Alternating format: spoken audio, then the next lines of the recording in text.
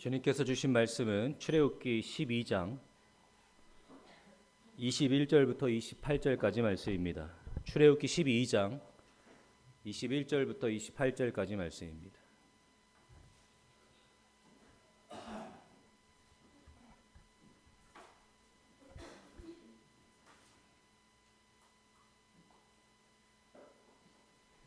(21절부터 28절까지) 말씀을 교독하도록 하겠습니다. 모세가 이스라엘 모든 장로를 불러 그들에게 이르되 너희는 나가서 너희의 가족대로 어린 양을 택하여 유월절 양으로 잡고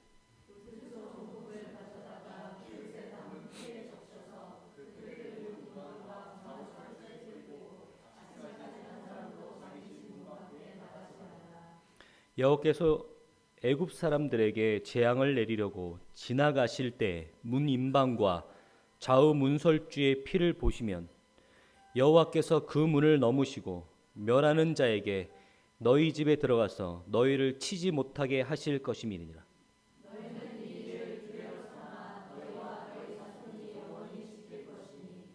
너희는 여호와께서 허락하신 대로 너희에게 주시는 땅에 이를 때 이 예식을 지킬 것이라.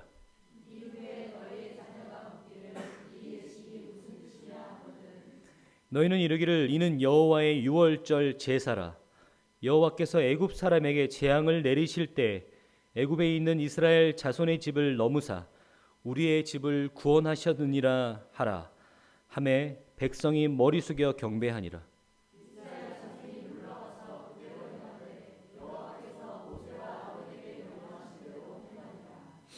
아멘. 우리 옆에 있는 형제 자매님들을 향해서 설 연휴이기 때문에 우리 새해 복 많이 받으십시오 이렇게 인사하시길 바랍니다. 새해 복 많이 받으시길 바랍니다.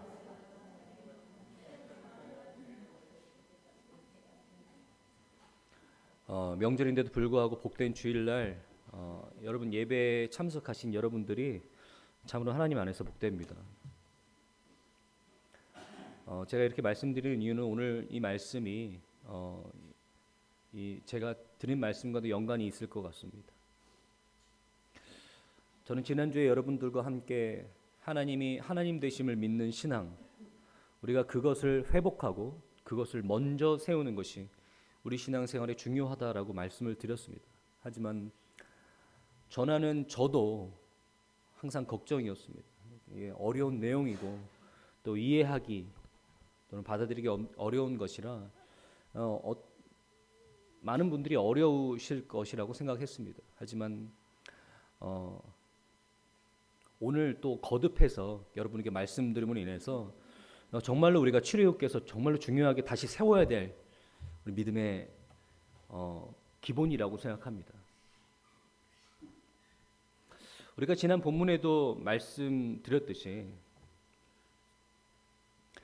하나님께서 내가 이로 말미암아 이 땅에서 내가 여호와인 줄을 알게 하겠다라고 말씀하셨어요.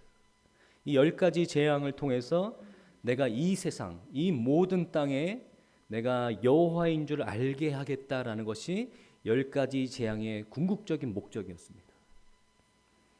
그래서 이 10가지 재앙은 오직 이스라엘을 구원하기 위한 좁은 목표만으로 시행된 것이 아니라 하나님이 누구신지를 온 세상에 알게 하시는 목적을 가지고 있어서 우리로서는 반복적이고 그저 쉬운 결과를 위해서 하나님께서 여러 번 수고하신 것처럼 보이지만 이 모든 재앙들을 통해서 하나님이 누구신가라는 것이 애굽 사람 모두에게와 이스라엘 백성 모두에게와 또 세상 사람들에게 알게 하시는데 그 뜻이 있어서 이 일이 반복적으로 계속되고 있다라고 알 수 있습니다. 근데 하나님이 어떤 하나님이시냐라는 것은 이 재앙의 성격에서 잘 드러납니다. 왜냐하면 이 재앙들은 하수가 피가 된다든지 아니면 개구리떼가 생기고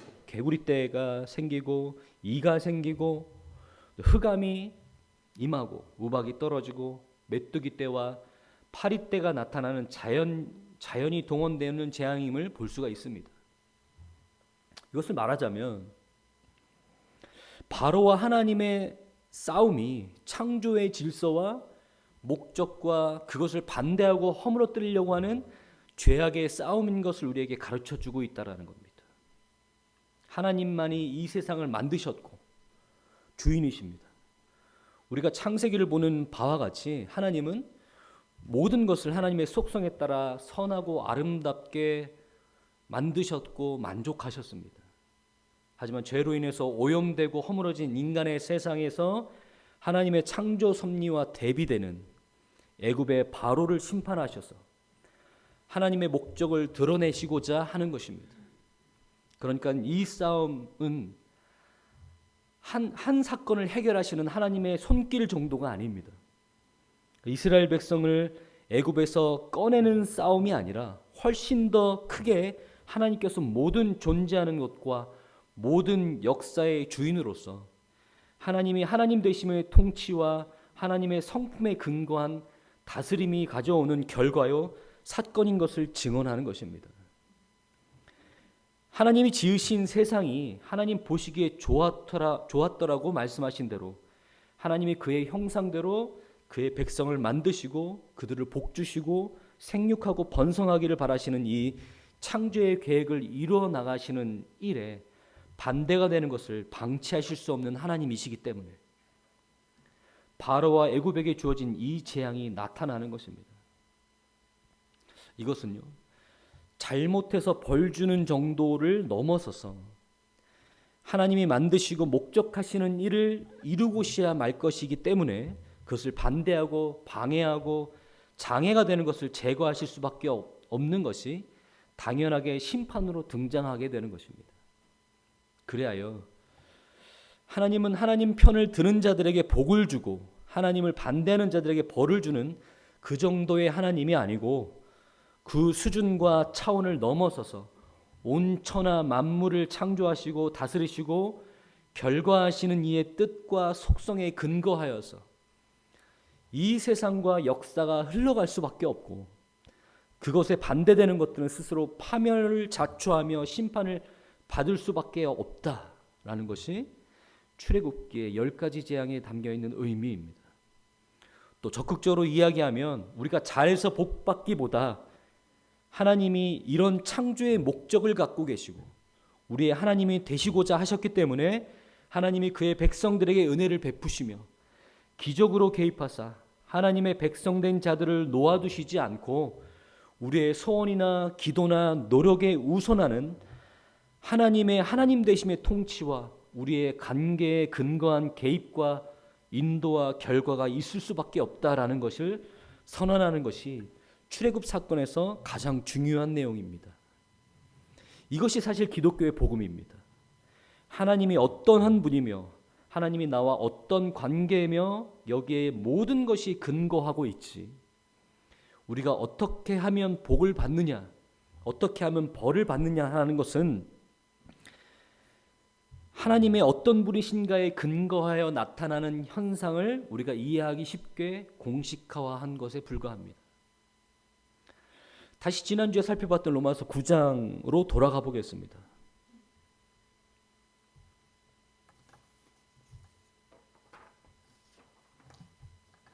로마서 9장 6절부터 11절에는 이렇게 나타납니다. 그러나 하나님의 말씀이 폐하여진 것 같지 않도다.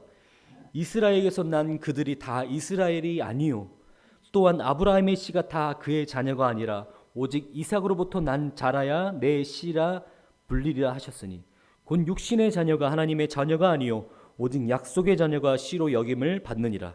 약속의 말씀은 이것이니 명년 이때에 내가 이르리니 사라에게 아들이 있으리라 하심이라. 그뿐 아니라 또한 리브가가 우리 조상 이삭 한 사람으로 말미암아 임신하였는데 그 자식이 아직 나지도 아니하고 무슨 선이나 악을 행하지도 아니한 때에 택하심을 따라 되는 하나님의 뜻의 행위로 말미암지 않고 오직 부르시는 이로 말미암아 서게 하려 하사. 아브라함의 씨라고 해서 다 이스라엘이 아니다. 왜냐하면 아브라함에게는 이스마엘이라는 자식도 있었는데 이스라엘이 태어나지 않고 오직 이삭의 후손이어야만 했다라는 이야기를 합니다. 그리고 이삭의 후손이라고 다 되는 것이 아니라 이삭에게는 에서와 야곱이 있었는데 에서 쪽은 아니고 야곱 쪽이었다. 그러면 야곱은 언제 택하였느냐? 태어나기도 전에. 태어나서 무슨 일을 하기도 전에 복중에서 예정을 입었다라는 것입니다. 이 이야기는 무슨 얘기 때문에 등장하였냐면 이스라엘 사람으로 태어났다고 해서 조건이 되는 것이 아니다라는 이야기를 하려고 하는 것입니다. 이스라엘 사람으로 태어났다는 것이 조건이 되어 하나님의 백성이 되고 하나님의 복을 받고 이스라엘 사람이 아니면 무조건 배척되는 것이 아니다. 우리 안에 이유와 근거가 있는 것이 아니다를 설명하기 위해서 이스라엘 백성이 갖는 의미가 무엇이냐라는 것을 설명하고 있는 겁니다. 11절 하반절에 보면요. 하나님의 뜻이 행위로 말미암지 않고 오직 부르시는 이로 말미암아 서게 하려 하사라는 말이 이런 말이라는 것입니다. 오직 하나님이 하나님 되심이 이유, 근거이자 결과이다라는 말입니다. 우리가 이러한 이해와 믿음이 얼마나 부족하냐면 우리는 하나님으로부터 선물로 받은 이 은혜와 구원조차도 인간의 수준과 생각으로 판단하고 오히려 오해한 나머지 우리에게 이런 딜레마가 생깁니다. 그럼 바로는 그리고 애굽 사람들은 인애와 자비의 하나님께서 왜 불쌍히 여기지 아니하시고 구원시키지 않냐라는 겁니다. 실제로 출애굽개정에서 바로의 마음이 완악하다라는 표현이 19번이나 쓰여집니다. 완악하다, 완강하여지다. 원어적으로 풀어서 표현하자면 완악하게 내버려 두셨다라는 뜻입니다. 하나님께서 왜 저들은 구원하지 않습니까? 왜 많은 어린아이들이 전쟁과 기근으로 말미암아 하나님도 모른 채 죽어야 합니까? 라는 질문을 이런 질문은요, 원래 우리의 처지를 망각한 채 하게 되는 것입니다. 예를 들면 이런 겁니다. 우리 부부가 자비와 인애가 많은 부부입니다. 그래서 불쌍한 아이들을 향한 동정이 많아요. 그래서 그런 마음을 품고만 있지 않고 행동으로 옮깁니다. 그래서 고아원에 가서 어떤 아이를 양자로 삼습니다. 그 아이가 이제 부모들이 없고 소망이 끊어진 상태에서 불쌍한 인생을 맞게 되는 그 아이들 속에서 내가 어떤 아이를 택해서 내 양자로 삼아요. 그럼 그 아이에게는 이것이 참 커다란 선물이고 은혜죠. 근데 이 아이가 행복하게 살면 다행인데 살면서 이런 생각을 합니다. 저 고아원에는 아직도 나의 많은 형제들과 나의 많은 친구들이 있는데 왜 우리 부모님들은 그들은 데려와서 자녀 삼지 않고 왜 나만 이렇게 행복을 누려야만 하느냐 라는 식의 생각을 한다라는 것입니다. 우리가 하나님의 자녀가 됐다라는 것은 우리에게 어떠한 근거도 있지 않고 이유도 있지 않는데 오직 하나님께서 하나님 되심으로 말미암아 하나님께서 긍휼히 여기고자 하시는 것을 자를 긍휼히 여기시고 완악하게 하시는 자를 완악하게 하시는 것입니다. 그러면서 하시는 말씀이 뒤이어서 로마서 9장 14절에서 18절에 이르는 말씀을 하시는 겁니다. 그런즉 우리가 무슨 말을 하리요? 하나님께서 불의가 있느냐? 그럴 수 없느니라. 지금 이런 궁금증에 대한 바울이 이야기하는 거예요. 하나님께서 불의할 수 있느냐? 그럴 수 없느니라. 하나님께서 공의롭고 정의로운 분이 아니시기 때문에 어떤 자들은 선택하시고 어떤 자들은 멸망하게 되어 내버려 두시냐? 그렇지 않느니라. 긍휼히 여길 자를 긍휼히 여기고 불쌍히 여길 자를 불쌍히 여기리라 하셨으니 18절에 그런즉 하나님께서 하고자 하시는 자를 긍휼히 여기시고 하고자 하시는 자를 완악하게 하시느니라. 그래서 이 구원의 하나님의 관점에서 하나님의 하나님 되심을 바라볼 때 우리의 처지를 파악하지 못한 채 그저 인간의 시각으로 인간의 세상과 우리의 인생을 바라볼 때에는 하나님께서 불의하시느냐라고 질문할 수 있겠지만 하나님께서는 하나님의 일을 하시는 것, 하나님께서 하나님 되심으로 말미암아 하나님의 선택된 백성들을 하나님의 뜻 가운데서 인도해 가시는 것, 이것에 대한 이해와 믿음이 우리에게 반드시 있어야 됩니다. 그래서 우리는 반드시 구원의 하나님을 보다 넓고 큰 의미에서 바라봄으로써 하나님의 하나님 되심을 인정하고 믿는 신앙의 회복을 이루시는 여러분 되시길 바랍니다. 오늘은 유월절에 대해서 이야기할 차례입니다. 여러분 이런 생각해 보셨어요? 참 제가 송구영신 예배 때 많은 성도님들이 말씀을 뽑으면서 한 해 동안 하나님께서 주신 은혜와 자기의 간증들을 짧게나마 나누시는데 참 감사했던 것은 많은 분들이 하나님의 인도하심과 은혜를 경험하고 있다, 각자의 자리에서 신앙생활들을 이뤄나가고 계신다라는 것에 참 감사했던 그런 송구영신 예배였습니다. 참 예전에는 참 많이 그랬는데요, 요즘에도 뭐 그럴 수 있습니다. 예배에 참석하는 모든 사람들이 다 하나님을 향한 마음가짐을 가지고 예배에 참석하지는 않습니다. 그죠? 누구는 억지로 끌려와서 예배당에 앉아 있습니다. 누가 봐도 저 사람은 왜 굳이 주일날 여기 앉아 있냐라는 마음이 들 정도로 그런 마음과 태도를 하고 있습니다.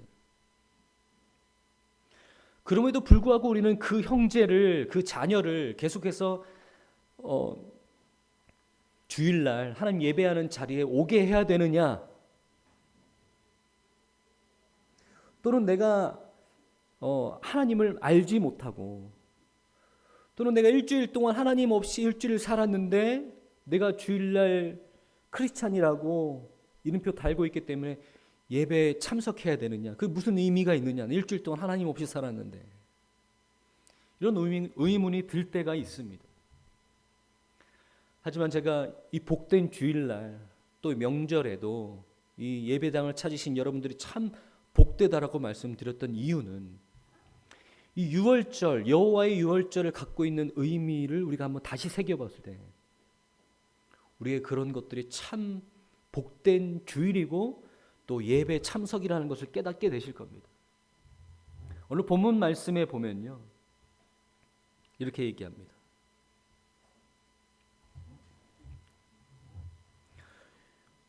먼저 유월절에 대해서 말씀을 드리죠.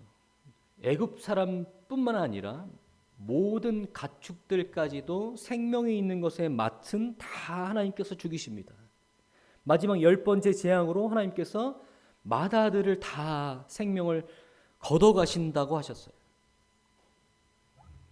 상징적으로 말한다면 모두를 다 죽이시겠다라는 겁니다. 근데 이스라엘 백성들은요, 어린 양을 잡아서 그 피를 문설주와 임방에 바르고 그 고기를 먹고 하나님께서 대적을 치심으로 속박되었던 자로부터 구원함을 얻게 되는 것입니다. 하나님의 사자들이 땅에 내려와서 집집마다 심판을 행하려 들어갈 때 문 밖에 발려져 있는 피를 보고 이 집은 이미 심판을 행했다라고 여겨서 그 집을 넘어갔기 때문에 유월절이라는 이름을 가진 기념하는 절기가 생겨나는 것입니다. 이런 어린 양으로 인한 대속과 유월절의 내용은요, 그 예표한 실제가 예수 그리스도 안에서 신약에 이루어서 성취가 됩니다. 이 같은 사실은 유월절이 애굽으로부터 해방만을 의미하는 것이 아니고 손에 지팡이를 잡고 급히 고기를 먹고 무교병을 먹음으로써, 그러니까 누룩을 넣지 않는 떡을 발효시킬 시간이 없다라는 것을 의미합니다. 그래서 출애굽은 새로운 출발을 의미하고 있습니다. 급히 지팡이를 짚고 누룩을 넣지 않은 빵을 먹고 고기를 먹음으로 인해서 출발의 때가 임했다라는 의미를 갖고 있어요. 그래서 출애굽기 12장 14절에 보면요, 11절부터 보겠습니다. 너희는 그것을 이렇게 먹을지니 허리에 띠를 띠고 발에 신을 신고 손에 지팡이를 잡고 급히 먹으라. 이것이 여호와의 유월절이니라. 내가 그 밤에 애굽 땅에 두루 다니며 사람이나 짐승을 막론하고 애굽 땅에 있는 모든 처음 난 것을 다 치고 애굽의 모든 신을 내가 심판하리라. 나는 여호와라. 내가 애굽 땅을 칠 때 그 피가 너희가 사는 집에 있어서 너희를 위하여 표적이 될지라. 내가 피를 볼 때에 너희를 넘어가리라. 재앙이 너희에게 내려 멸하지 아니하리라. 너희는 이 날을 기념하여 여호와의 절기를 삼아 영원한 규례로 대대로 지킬지니라. 하나님께서 그 유월절을 기념하여서 영원히 규례로 대대로 지킬지니라라고 말씀하십니다. 하나님께서 이스라엘 백성뿐만 아니라 이스라엘 백성이 예표하고 있는 것이 이 땅에 있는 모든 크리스찬들입니다. 하나님께서 선택한 백성들, 모든 사람들에게, 온 세상 사람들에게 영원한 규례로 대대로 지킬지니라라고 말씀하셨어요. 우리는 지금 이 시대에 유월절은 지키지 않습니다. 하지만 그 유월절이 확장되어서 부활절이 되고 주일이 된 것입니다. 하나님께서 예수 그리스도를 통해서 우리를 위해서 십자가에 못 박혀 돌아가시게 하고 부활하심을 기념하는 것이 주일이고 부활절이 되는 것입니다. 예수 그리스도, 그래서 하나님께서 출애굽 사건 때 유월절을 갖고 있는 그 의미가 예수 그리스도를 통해서 완성됨으로 인해서 우리는 지금 유월절이 아니라 부활절과 주일을 지키고 있는 것입니다. 그래서 우리는 너희가 영원히 규례로 대대로 이 여호와의 유월절을 지킬 것이다. 주일을 거룩하게 구별하여서 지켜야 된다라고 하나님께서 지금 우리에게 말씀하고 계신 겁니다. 그런데 이 사건이 일어났을 때 이 사건을 경험한 세대는 이것이 기념할 만한 일이고 대대에 지킬 만한 가치가 있는 것이지만 후손들에게는 의미가 줄어듭니다. 예를 들면 오늘 본문 말씀에 보면요,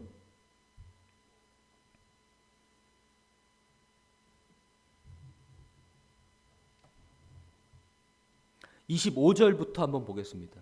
25절부터 오늘 본문 말씀 12장.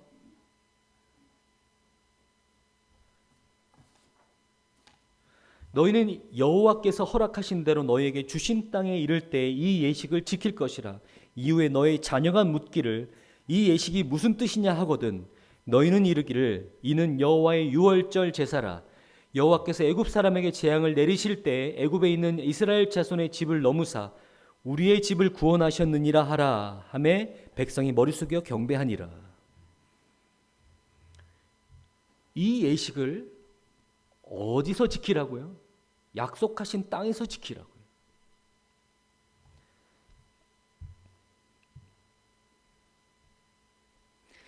이 예식을 약속하신 땅에서 지키라라고 말씀하시는 거예요. 그래서 그 출애굽 사건 때 있었던 그 백성들의 후손들이 이 예식이 무슨 예식이냐라고 물으면 그렇게 대답하라라는 겁니다. 그런데 당연히 그 유월절의 의미는 그 후손에 들어가서 그 의미가 약해지는 것이 당연합니다. 예를 들면 3.1절은 그때 당시 3.1 운동을 하고 해방을 염원했던 사람들에게는 큰 의미를 갖고 있는 기념일이지만 후대의 우리들은 3.1절은 그냥 휴일이요 빨간 날입니다. 8월 15일은 말 그대로 그냥 빨간 날이지 광복의 의미를 갖고 그것을 갖고 깊이 우리 마음속에 새기는 후손들은 그렇게 많지 않다라는 거예요.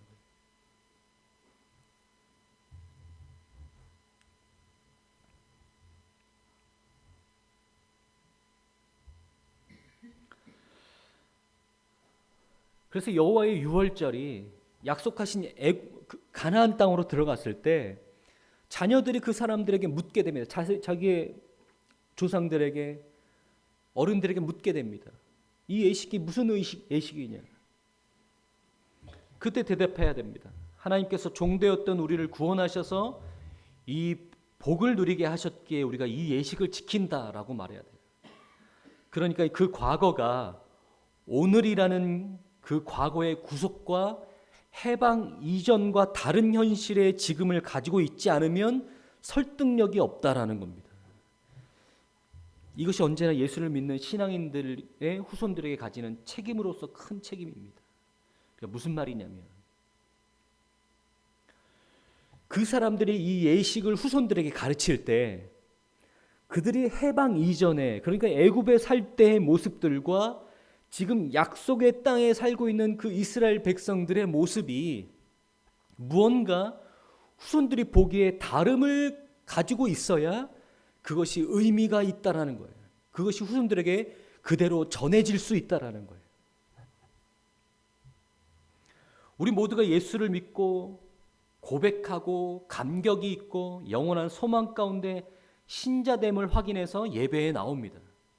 그러나 우리가 살면서 경험하듯이 우리의 부모님의 신앙을 보고 자녀들이 그렇게 항복하는 수가 많지 않습니다.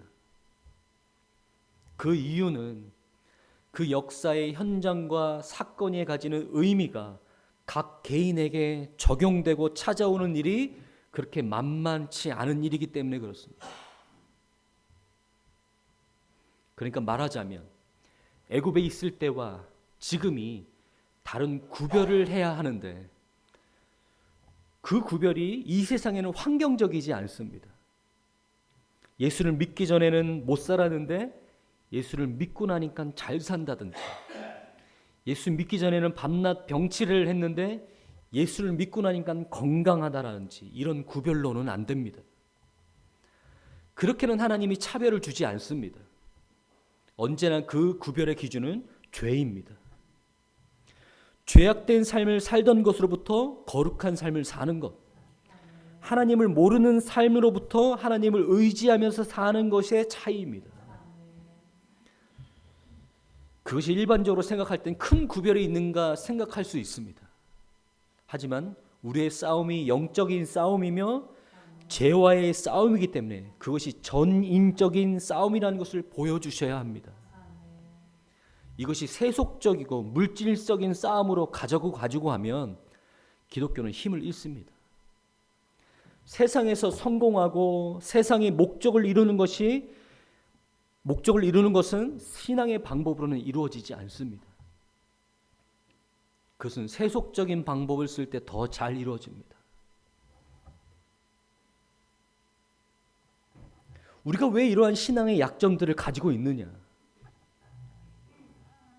그 역사적 사건들을 건너왔던 사람들의 후손들이 왜 약속의 땅을 밟고 있음에도 불구하고 이전의 애굽에서의 삶을 버리지 못한 채 그 차이와 구별을 후손들에게 그대로 고스란히 보여주고 있지 못하느냐? 그런 차원에서 우리가 가지고 있는 신앙의 약점들은요, 주로 어디서 시작되냐면 이런 데서 있습니다. 마태복음 16장입니다.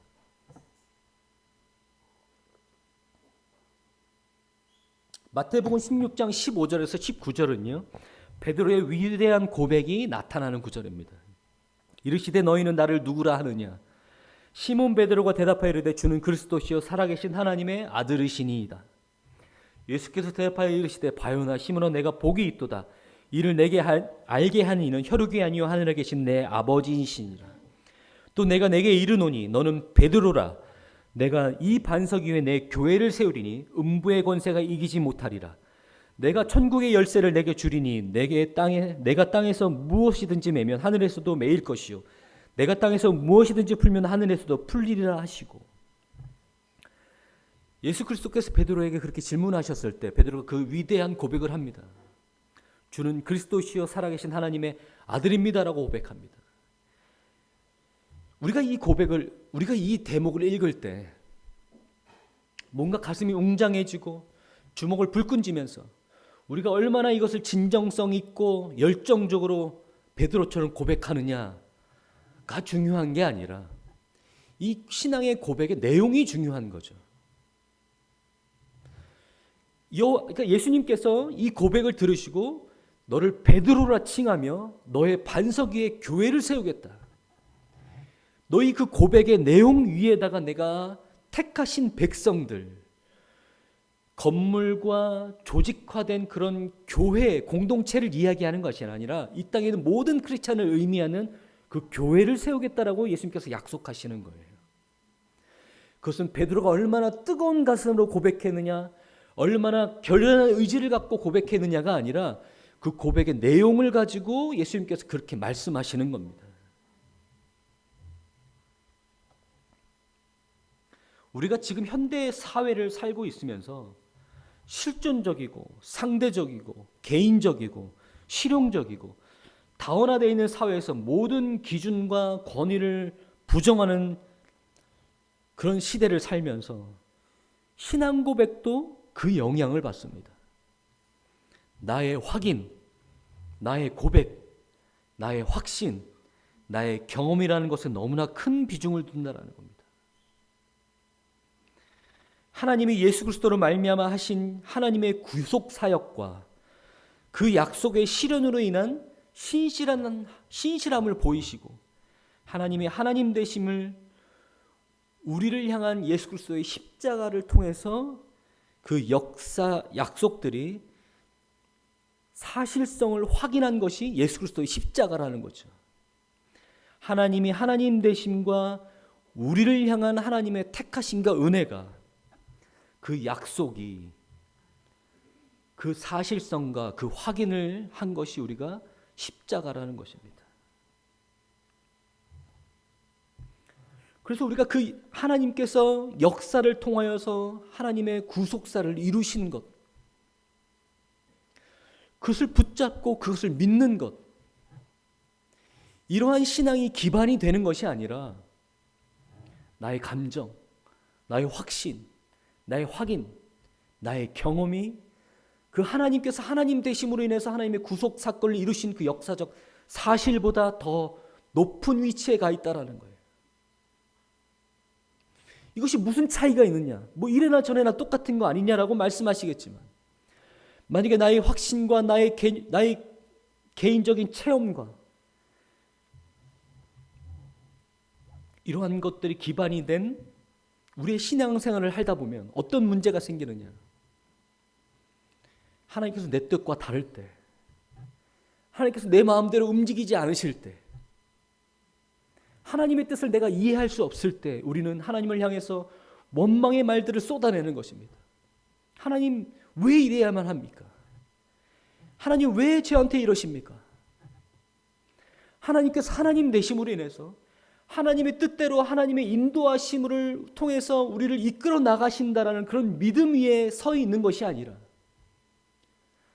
나의 확신과 나의 감정, 나의 경험, 이런 것들이 더욱더 두드러지면서 하나님이 하나님 되심을 믿는 신앙 위에 서게 됨으로 인해서 자꾸 나에게 집중하는 신앙생활을 하게 된다라는 거예요. 우리가 이러한 모습들을 갖고 있는 여러 가지 예들이 있습니다. 우리 11조 왜 합니까? 10배나 100배나 축복받으려고 11조 합니다.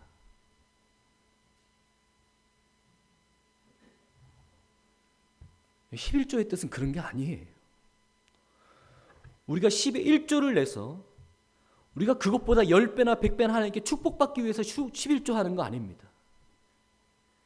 하나님께서 우리의 하나님이 되시고 그 하나님께서 우리와 관계하시고 우리의 모든 것을 주관하시고 우리의 주인이 되신다라는 고백이에요.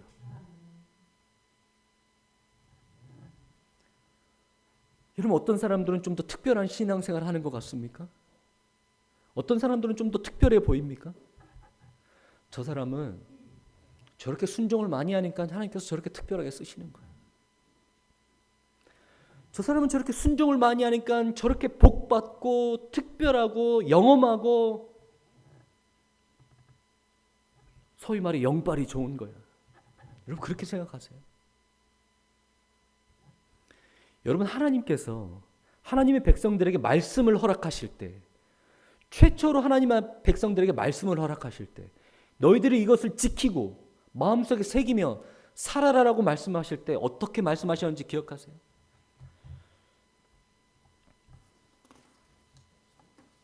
출애굽기 20장 1절부터 3절입니다. 하나님이 이 모든 말씀으로 말씀하여 이르시되 나는 너를 애굽 땅 종되었던 집에서 인도하여 낸 내 하나님 여호와니라. 너는 나 외에는 다른 신들을 내게 두지 말라. 우리 성경에는 1계명이 너는 나 외에는 다른 신들을 내게 두지 말라라는 거예요. 그런데 하나님의 이 10계명, 하나님께서 하나님의 백성들에게 하나님의 말씀을 준행하며 살라라고 말씀하신 그 10계명의 가장 근본이 되는 말씀이 바로 출애굽기 20장 1절과 2절 말씀이에요.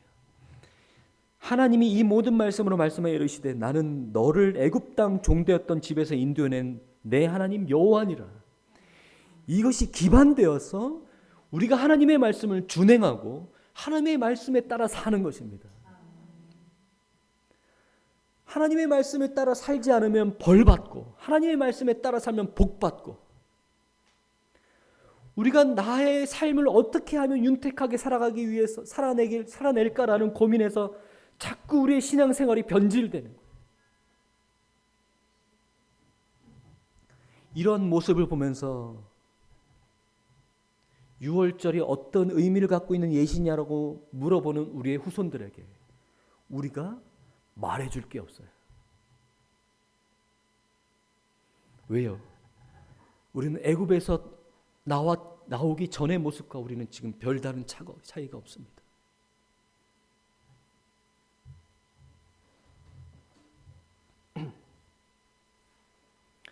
여호와의 유월절 규례대로 대대로 영원히 지킬지라. 하나님께서 그 의미를 지금 신약의 우리에게 주일과 부활절, 특히 우리 주일에 모여서 예배드리는 이 순간을 통해서 하나님께서 우리에게 약속하시고 말씀하셨습니다. 우리가 이 주일을 지키는 것은 우리가 신앙의 고백 위에 세워져서 이 주일을 신자됨을 확인하는 마음으로 이 주일을 지키는 것이지만, 이 주일을 매주 하나님 앞에 거룩하게 지킴으로 인해서 하나님께서 하나님 되신, 하나님께서 하나님의 백성들을 하나님의 역사대로 이끌어가고 계시는 그 하나님의 창조 섭리, 구속의 섭리들을 우리가 인정하고 우리가 매주 참석함으로 인해서 그것에 참여하게 되고, 결국에는 우리를 굴복시키시고 항복시킴으로 인해서 하나님의 백성으로 이끌어 나아가시는 그 과정 속에 있다라는 그런 의미를 갖고 있다라는 것을 기억하시면서 여러분 주변에 있는 자녀들과 형제 자매들에게 우리 믿음 있어서 주일 성수하는 거 아닙니다. 처음부터 우리 하나님 사랑해서 주일날 하나님 예배 참석하는 거 아니에요. 우리가 그 하나님의 인도하심과 역사하심 안에 아직 믿지 않는 형제 자매인들을 함께 모여서 함께 예배를 드리고 규례대로 대대로 영원히 그것을 기념하고 있을 때 하나님께서 역사하심에 따라서, 인도하심에 따라서, 선택하심에 따라서 하나님의 백성들을 하나님의 방법대로, 하나님의 거룩하신 속성대로 구원을 시키시며 하나님의 최종 목적지까지 도달하게 하실 것들을 기대하고 소망하는 마음으로 주일 예배에 참석하시고 초청하시는 여러분 되시길 바랍니다.